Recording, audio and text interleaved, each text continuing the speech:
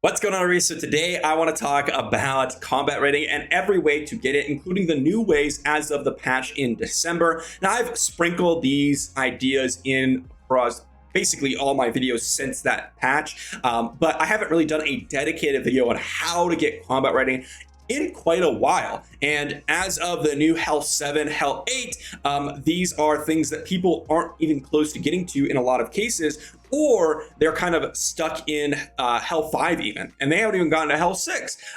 So there's a lot of different places where people are at, and I just want to go over all of the different ways to go ahead and actually get combat rating, because between the patch in December and the patches previous, there's been a lot of new ways. So if you're a returning player or a new player, this should give you an updated list on any way that I know how to get combat rating in Diablo Immortal. Let's get into it. All right, so starting with the most obvious way, I'm gonna stand by the blacksmith because we're talking about gear. Now, there's two types of gear, right? We have the set items, which are the green secondary pieces on the left-hand side, and we have the legendary items, which are the legendary items on your main slots.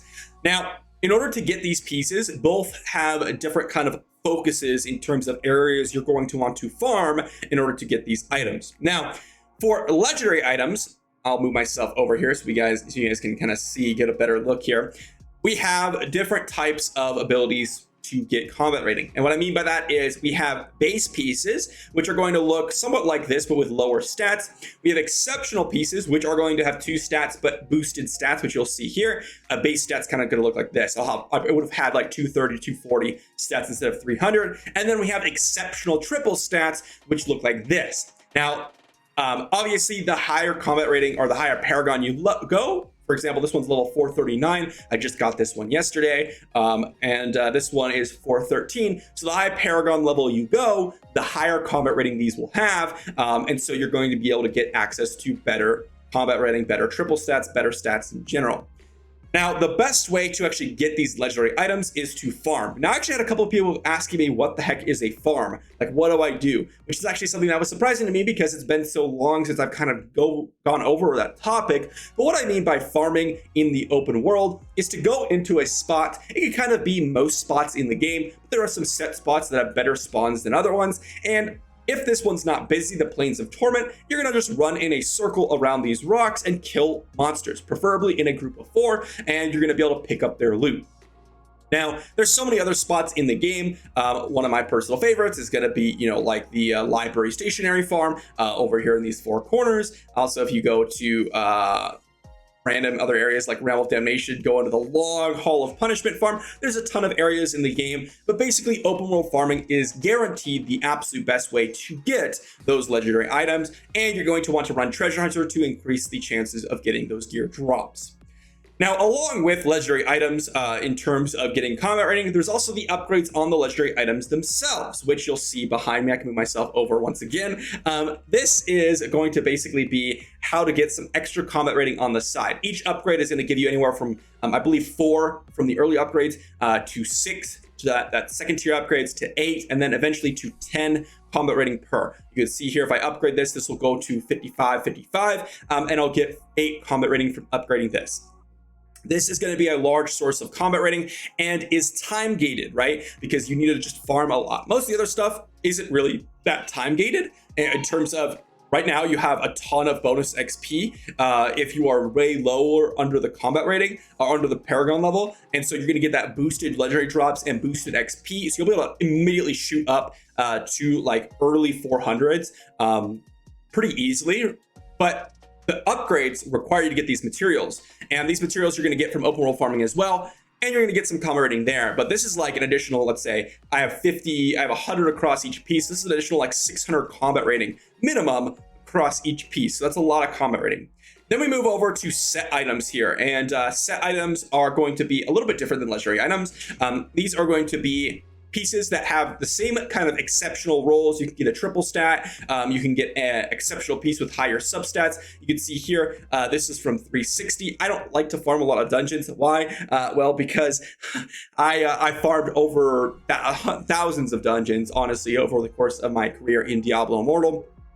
And I just know that the drop rate is pretty low in general. It's it's like 15 to 25% across the board. And so, you know, that's just going to be a low chance to get set items. And so I haven't really invested a ton of time in here. However, the best time to farm set items, these things are locked towards your certain hell difficulty. So for example, if you are in hell 7, you're going to get higher stated items versus hell 6. Paragon level doesn't really impact these. You could see on these pieces themselves, you could see that they say, you know, they have my Paragon level on here, but they don't really get impacted by your Paragon level. Overall, it's really based on the hell difficulty that you're in. So if you're farming here in hell 7, hell 6, hell 5, and you have really good set items for that difficulty, obviously the attributes will increase according to the hell difficulty that you're in, then you don't need to farm those dungeons anymore because there's not really going to get you any upgrades. It's better to farm open world. Really, the best place to farm set items is the turn of each hell difficulty. For example, as we're going to hell 7, we're going to want to farm hell 7 dungeons because this is going to give you a massive combat rating bump. Now, on top of the items themselves, you can also upgrade them for their upgrades. Now, these upgrades are a little bit different. These are locked behind your combat rating. And what I mean by that is these enigmatic crystals, or the cryptic crystals, as you can see here, are in the challenge rift. So as you're doing your challenge rifts, you're going to get access to those materials, and up until 1 to 200, which is around, I think, 8,400, 8,500 combat rating, somewhere around that point, you're going to get access to those enigmatic crystals, and you're going to be able to level up your set items from 1 to 10. After that, you're going to get access to challenge rift 200 and 300, and that's going to get access to cryptic crystals, which are going to give you upgrades from 11 to 15, 11 to 20. I'm not quite sure what the cap is there, but that's going to upgrade your set items there, and that's how you're going to get a couple of extra pieces of combat rating. Now, you can see above my head, I'm getting about 75 or 70 combat rating per piece across 6. That's going to be 420 combat rating. So I have 1,020 combat rating just from the upgrades on my piece alone, not even including the gear, which are all, these ones are time gated, the set items, and those ones aren't really time gated. It's just based on your combat rating, which is time gated in a kind of indirect way because of the server Paragon level and things like that. But it's not time gated in the way that the legendary items are.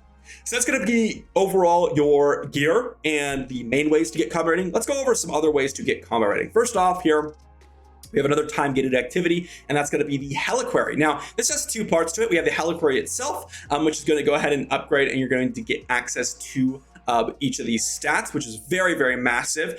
You can see here, intelligence is also going to increase your combat rating. So is willpower, vitality, fortitude. So I have like a massive amount of combat rating just from the Helliquary here.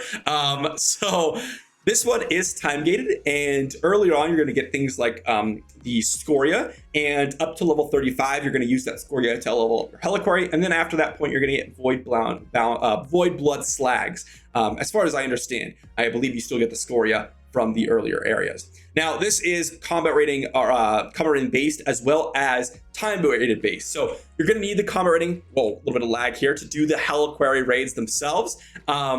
In these dungeons, you're going to need to go ahead and go through and do whatever hell difficulty is the maximum quality boss that you can do, because you're going to get access to higher quality demonic remains, which you can use to salvage. Okay, the demonic remains that you're not using, which we'll go over in just a second, you can use to salvage them and get Void Blood Slags, as you can see here. So I can go through and just salvage all the ones that I'm not using right now. Boom, boom, and there we go. I no longer need those, and I'm going to get some Void Blood Slags. Very nice. And that's going to end up upgrading my Helliquary in the long run. Then we have the demonic remains. Now, this is a little bit more complicated because what you'll have is each of the 5 bosses in each of the Helliquary levels, you could say. So if I just jump back over to the Helliquary here, and you see how each one has 5 different bosses. I'll move myself over a little bit. 1, 2, 3, 4, 5. 1, 2, 3, 4 in Hell 4. But as soon as you reach Hell 5, you're going to have 5. And then ever since that, you're going to have 5 bosses. Each one of these has a unique little demonic remain, and each one is going to go into a slot in the demonic remains, as you can see here. Okay, and these ones are similar to gear in that you can have exceptional rolls. You can have triple stat rolls. For example, if I just scroll through here, let me see if I have any triple stat Hell 7 pieces. I do not. Well, each one of these is going to give you a bunch of combat rating. Okay, I do have a triple stat locked in, and this is a lot of combat rating. Okay, this is a total of 135 here. This is well, I guess like these are both triple stat. So this is another 135 here. This is going to be 128 here. This is going to be 138 here. This is going to be 122 here. So lots of combat rating from each of these. And of course, this is what is shown here in the stats, right? So you're going to get the combat rating from the Helliquary itself, and then you're going to get the actual individual stats from the demonic remains. And this is all going to give you a bunch more combat rating, okay? This is a massive, massive deal.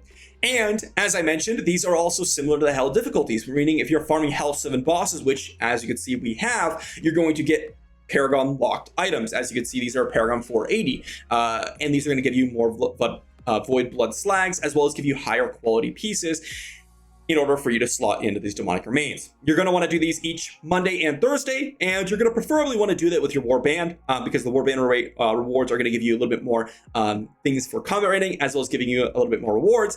But you could do them solo.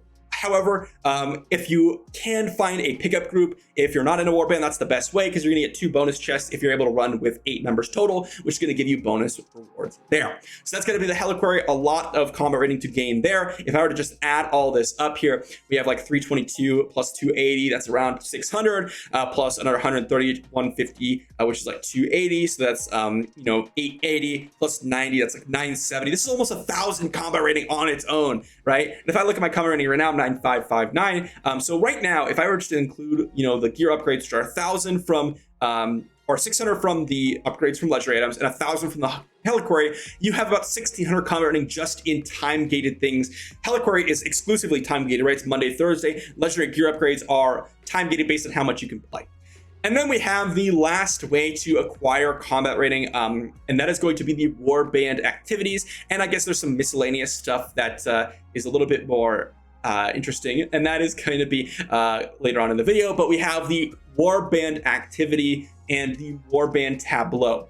This is going to be basically, you're going to slot in weapons. It's going to take the highest quality weapons, and you're going to go ahead and upgrade this tableau based on your Warband activity. The best way to get Warband activity is by doing those Helliquary bosses. So if you are doing those Helliquary bosses, you're going to go ahead and get the Warband activity basically maxed every single week. Now you can get up to 1,500, but the points from 1,000 to 1,500 is reduced by 80%. You get 20 to 25. I can't remember if it's 20% or 25% effectiveness. But for example, if you're going to get 80 combat rating or 80 Warband activity from your Warband or Helliquary bosses, you're going to get 20. So I think it's 25% total. And that's going to be massively reduced. So you can grind for that by doing things like the Endless mode or the Purge the Depths. But to be honest, I don't really go for that because it's so much extra time for very little gain. But you'll notice here, the best way to kind of go ahead and max this ancestral tableau out is you'll see these are glowing. The glowing ones are the ones that are going to give you the stats, right? And what it does is it averages out those stats. For example, if we look at our strength here, this one doesn't provide any strength, this one doesn't provide any strength, this one gives 286 strength, and this one doesn't either. So guess what? Why do we have 71? Well, it kind of divides this one by 4 because we only have 4 pieces, and we divide this by 4, and we roughly, right, get 71 strength. Okay, so that's how that works. You're going to add up all the stats that it has and then divide by 4, and that's going to be your maximum bonus. And so if you have your current bonus, which it levels up by roughly 1 across the board when you ever upgrade this up. So, you have 62 across the board. This basically means I've upgraded this by 300 times 61, which is, what is that? Let me just pull up a calculator here because my mind is blanking here. So we have 61 times 300. Not exactly perfect, but I have about 18,000 Warband activity, which is roughly, you get roughly about 900 every week. So if we divide that by about 900, it's taking me about 20 weeks or about 4 months to go ahead and get that, or about 5 months to go ahead and get that Warband activity. A little bit off, right? Because I grind a little bit more. But if you're going to do about 1,000 every week, you're going to get around anywhere from about 4 to 5 months.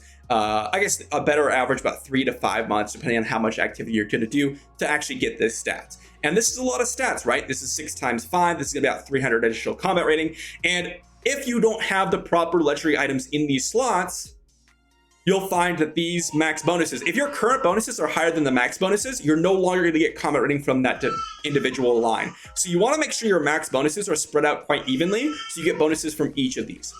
That's going to be the Warband Ancestral Tableau. There's one last thing I want to mention, and this is going to be a miscellaneous kind of thing because it's not for everyone. But legendary gems can give you combat rating here. You can see here my 5 out of 5 6 slot 6 rank gem gives you 144 combat rating. My rank 5 4 out of 5 bloodsuck jade gives me 110. If you're free to play, the amount of combat rating that you're going to get is significantly lower, so just keep that in mind. So that's going to be every way to get combat rating. Hopefully you guys enjoyed. I know that this was a little bit longer video, but I want to go through every topic individually. The new ones are going to be the Helliquary, the Demonic Remains, and of course the Warband raids if you guys haven't been playing for a while. But that's going to wrap it up. Hopefully you guys enjoyed the video. If you guys did, be sure to like the video, sub to the channel, and I'll see you all tomorrow.